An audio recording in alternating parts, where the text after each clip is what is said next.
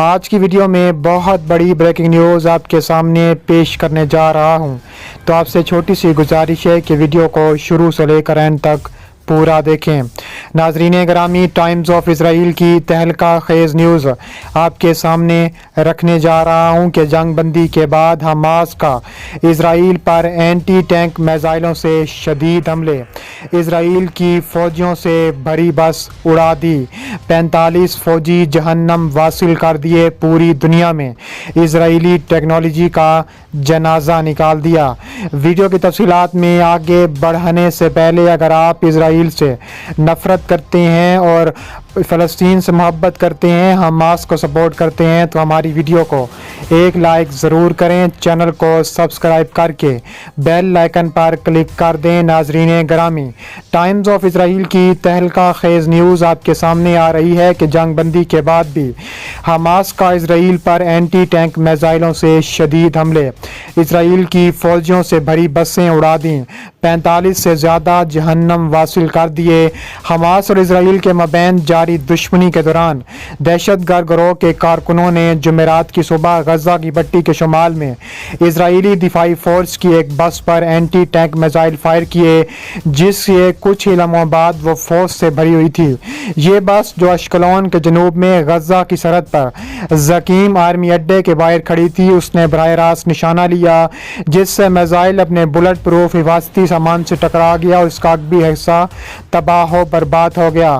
کہا جا رہا ہے کہ اس میں 60 سے زیادہ فوجی موجود تھے اور اس حملے میں 45 سے زیادہ فوجی جہنم واصل ہو گئے۔ IDF نے حملے کی تصدیق کرتے ہوئے کہا ہے کہ اس کے ٹکرانے کے بعد بس میں 60 سے زیادہ فوجی موجود تھے۔ اسپتال ذرائع نے بتایا ہے کہ قریباً کھڑے ایک فوجی شرپیل سے بہت بڑا جانی نقصان ہوا ہے۔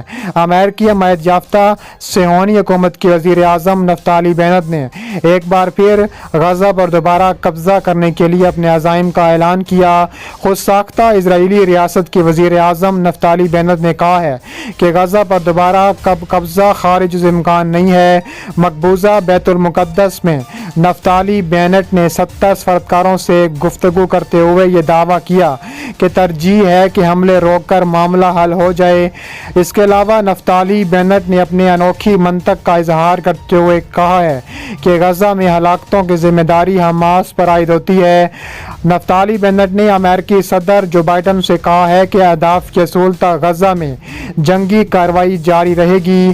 ادھر پینٹاگون کے ترجمان نے بھی ایک بار پھر غاصب صہیونی حکومت کے غیر انسانی اقدامات اور جنگی جرائم کا جواز پیش کرتے ہوئے کہا ہے کہ اسرائیلی استقامتی محاذ کے حملوں کے جواب میں غزہ پر حملہ کرنے کا حق رکھتا ہے۔ اس سے قبل امریکی وزیر جنگ نے صہیونی حکومت کے وزیر جنگ کے ساتھ ٹیلی فونک گفتگو میں غزہ پر طول ابیب کی جارحیت کے سلسلے میں واشنگٹن کی حمایت جاری رکھنے کی یقین دہانی کرائی ہے۔ اسرائیل کی غاصب اور ناجائز حکومت نے غزہ پر 11 دن تک وحشیانہ اور خون ریز حملوں اور اپنے اہداف تک پہنچنے میں ناکامی کے بعد جنگ بندی کا اعلان کیا ہے۔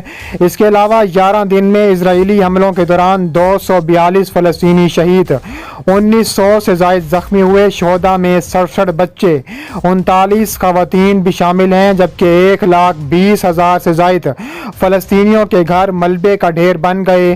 حماس کے حملوں میں 12 فلسطینی مارے گئے۔ اطلاعات کے مطابق اسرائیل کی داخلی سیکیورٹی کونسل نے اعلان کیا ہے کہ غزہ میں جنگ بندی سے متعلق مصر کو آگاہ کر دیا گیا ہے۔ اسرائیل کے 12 اور 13 ٹی وی چینلوں نے بھی جنگ بندی سے متعلق اسرائیلی کابینہ کی فیصلے کی تائید کر دی تھی۔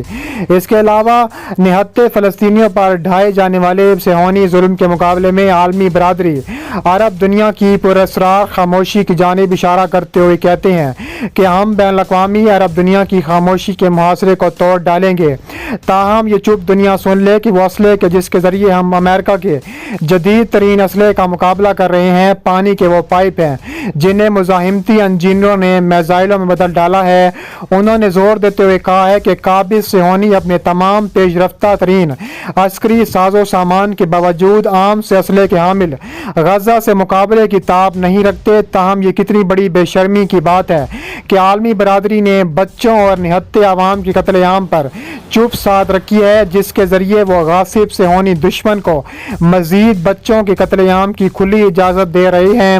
زیاد النخالہ نے کہا ہے کہ عالمی برادری، عرب دنیا سن لے کہ ہمارے خلاف موجود سخت ترین سرحدی محاصرے نے ہمیں خوراک سے بھی محفوظ کر رکھا ہے، حالانکہ ہماری نہتے عوام کا زیادہ سے زیادہ قتل عام کرنے کے لیے امریکہ کی جانب سے صہیونی دشمن کو مسلسل اسلحہ برآمد کیا جا رہا ہے۔ سربراہ جہاد اسلامی فلسطین نے عالمی پر اسرار خاموشی کی جانب ایک مرتبہ پھر اشارہ کرتے ہوئے کہا ہے کہ ایسے سلوک کی حامل دنیا ہمیں موت یا اپنی سرزمین کے لوٹے جانے پر خاموشی اختیار کرنے پر مجبور کرتی ہے، اور ایک ایسی وحشی دنیا جو صرف اور صرف طاقت کی زبان سمجھتی ہے۔ زیاد النخالہ نے تاکید کی کہ فلسطین اور اس کے گرد و نواح میں صرف ہماری شمشیر کے ذریعے جنگ لڑی جائے گی، جبکہ ہمیں محدود کر کے دوبارہ محاصرے میں گھیر دینے والے معاہدوں کی کوئی وقعت نہیں ہے۔ انہوں نے زور دیتے ہوئے کہا ہے کہ ہم ایک ایسے محال میں اس جنگ میں قدم رکھا ہے کہ ہم جانتے تھے کہ یہ ایک انتہائی مہنگا اقدام ہے، لیکن ہم یہ جانتے ہیں کہ قدس اور فلسطینی عوام کی آزادی اور ان کی حفاظت کا صرف یہی ایک رستہ موجود ہے۔ انہوں نے کہا ہے کہ ہمارے سامنے دو ہی رستے موجود تھے، یا یہ گھٹنے ٹیک کر اپنا سب کچھ قابض صہیونی دشمن کے حوالے کر دیں، یا اپنے خون کے آخری قطرے تک جنگ لڑیں۔ حالانکہ قدس شریف کی اس لڑائی میں بے رحم صہیونی قاتلوں کے لیے ہمارا پیغام یہ ہے کہ تمہارے جوہری پروگرام کسی کچھ کی ضرورت نہیں ہے، ہم ہر صورت تم سے بدلہ لے کر رہیں گے، تم کو نقصان پہنچا کر رہیں گے۔ انہوں نے کہا ہے کہ ہم ہر صورت اسرائیل کے خلاف ایسا قدم اٹھائیں گے کہ اسرائیل کی آنے والی نسلیں بھی یاد رکھیں گی۔ اس کے علاوہ ICI ڈائریکٹر جنرل رابرٹ موردینی نے ایک بیان میں کہا ہے کہ غزہ میں لوگوں کے لیے اسپتالوں اور اہم انفراسٹرکچر تک رسائی میں بہت پیچیدہ ہو چکی ہے، کیونکہ اسرائیل نے بلا تعطل حملے جاری رکھے ہوئے ہیں۔ ان سے شاہراہوں اور عمارتوں کو شدید نقصان پہنچا ہے۔ قابض اسرائیلی فوج نے فلسطین کے علاقے غزہ کی پٹی پر جاری فوجی کارروائی کے دوران آج اتوار کو فلسطینیوں کی رہائشی کالونیوں کو تباہ کن بموں سے نشانہ بنایا ہے، جس کے نتیجے میں درجنوں فلسطینی شہید اور زخمی ہو چکے ہیں۔ فلسطینیوں کی بڑی تعداد تباہ ہونے والی عمارتوں کے ملبے تلے دب گئی ہے۔ مزید بمباری کے خوف سے ملبے تلے دبے جانے افراد کو نکالنے کا کام بھی مشکلات کا شکار ہے، اور اس طرح مزید بھی حملے کا اندیہ دیا جا چکا ہے، اور ہر صورت اس میں تباہی مچانے کا اندیہ بھی دیا جانے لگا ہے۔